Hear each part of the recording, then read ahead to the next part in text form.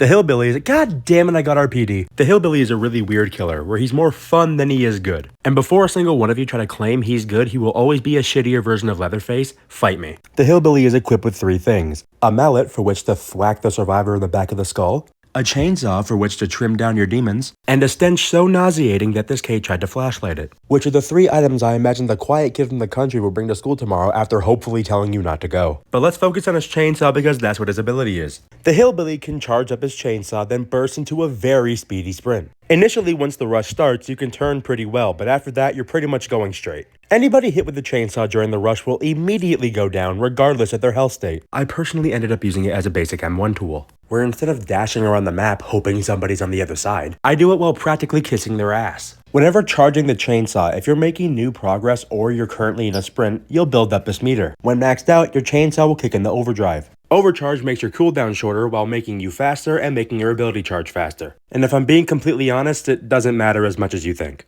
Like sure, it's good and useful, but realistically you're hitting the shot regardless if you have it or not. But the one thing that Hillbilly is really known for is his incredible map control. Being able to make it from one side of the map to the other in like 10 seconds flat is incredibly strong. The only problem with the Hillbilly is that if the survivors find out any playstyles or habits you run by, you're screwed. It is extremely simple for a survivor to counter a Hillbilly if they're not flexible in their playstyle. One last thing to mention is that the chainsaw is very loud and can be heard throughout the entire map. With all that being said, let's get to his perks. Enduring is Hillbilly's first perk, which reduces the time you are stunned when a pallet is dropped on you. A simple and bare bones perk, but it's not bad by a long shot. His second perk, Lightborn, stops him from being blinded by any means. It also marks the person that attempted to blind you. This is by far my favorite perk of his, because it is so fun to watch somebody look up at you after trying to blind you, and they just look at you like an illiterate kid in a spelling bee. His third perk, Tinkerer, gives you a loud noise notification whenever a generator reaches 70%. This effect can only happen once per generator, and it also gives you the added bonus of being undetectable for a few seconds. This perk is okay, but there are so many other perks that are way better at slowing the game progression that I would not recommend running it. As for perks I do recommend, Lethal Pursuer is a must for me.